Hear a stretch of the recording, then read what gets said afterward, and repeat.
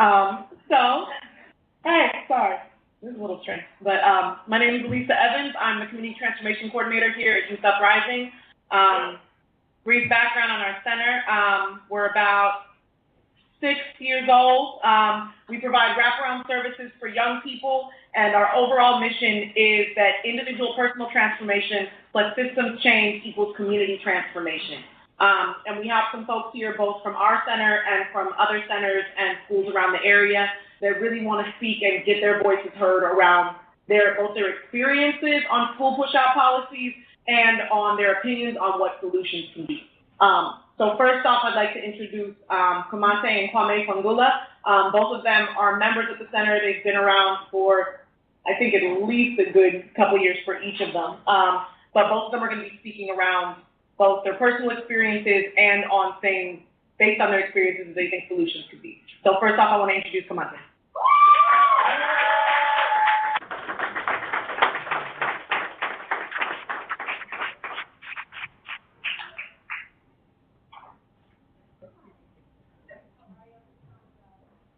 How y'all doing? I'm Monte.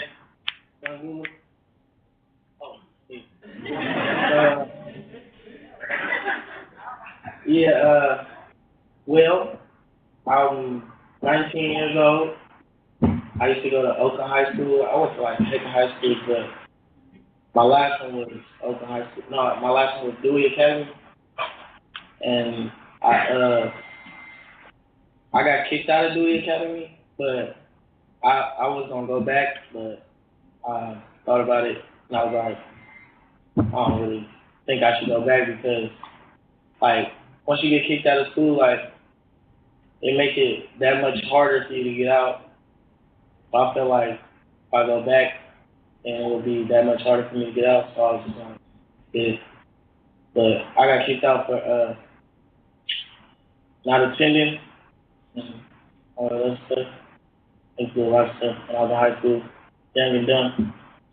But now I'm getting back in school. I'm about to finish school in like December. So I feel like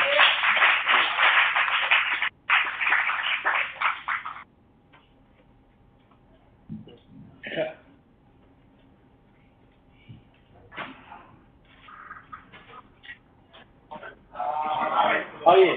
So yeah, my brother Kwame is gonna come up and tell y'all some stuff about him too.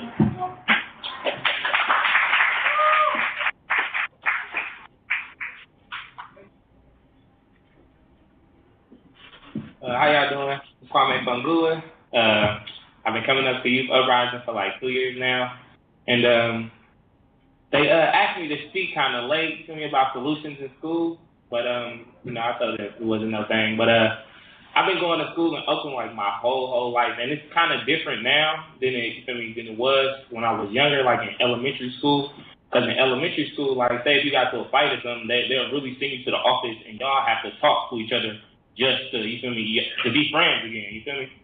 Instead of even being suspended, because in elementary, I got into so many fights, but I never, ever got suspended, like never.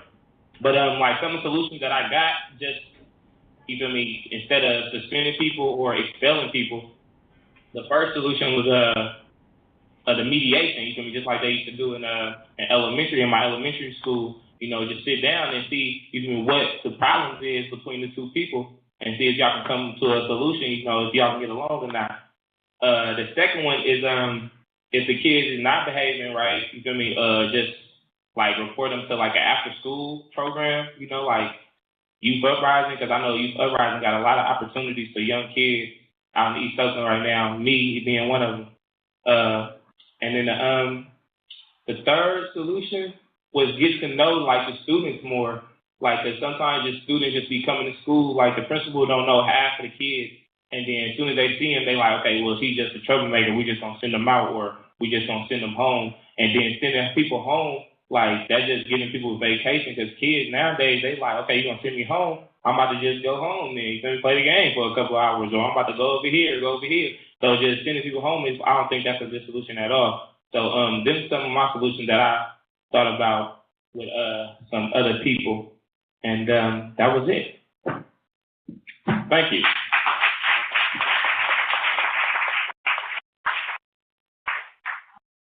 So next up, I want to introduce Talia from Youth Together.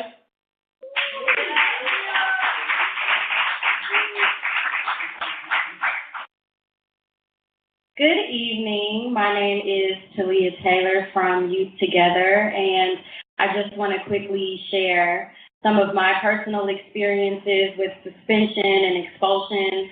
I was expelled from middle school way back in the day for actually putting on some lotion, and I had received several warnings prior to several suspensions, and I guess the lotion was the straw that broke the camel's back.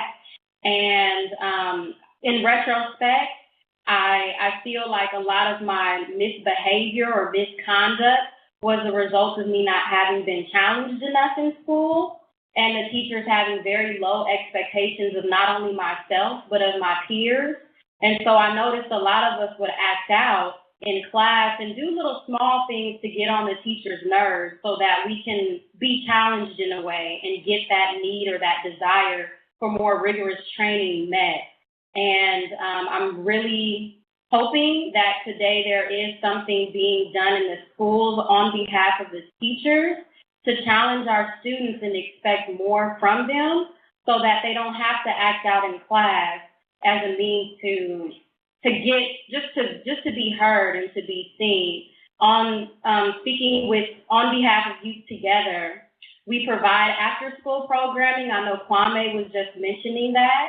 And we work on site at Castlemont and a few other high schools out here in the Bay Area to help educate the youth about their rights as students, to demand more education, to demand classes that they actually are interested in learning, and to also know that there are different ways that the teachers can teach to tailor to their learning abilities. So, we have visual learners, all oral learners. There's different types of ways that our youth need to be stimulated, and oftentimes that's not going on in the classroom. They're being talked to as opposed to talked with. They're being talked at as opposed to being asked, well, what do you think about this? As for me, and this could be true for a lot of our young people, school is an escape from home. And so when we go to this place for 8 hours a day, we want to be stimulated. We want to learn, but we also don't want to be bored for 8 hours. So you're not going to just have a complacent student sit there and act like it's okay to be bored and be restrained and confined for 8 hours. So I just want to provide a little bit of the context, which I'm sure most of us may already be familiar with. And for those of us that are familiar with it, push our children out to the after-school programs such as Youth Uprising, Youth Together, and other resources that are in the community, and share your experiences with one another. I'm Talia from YT. Thank you for having me speak. And yes, that's it.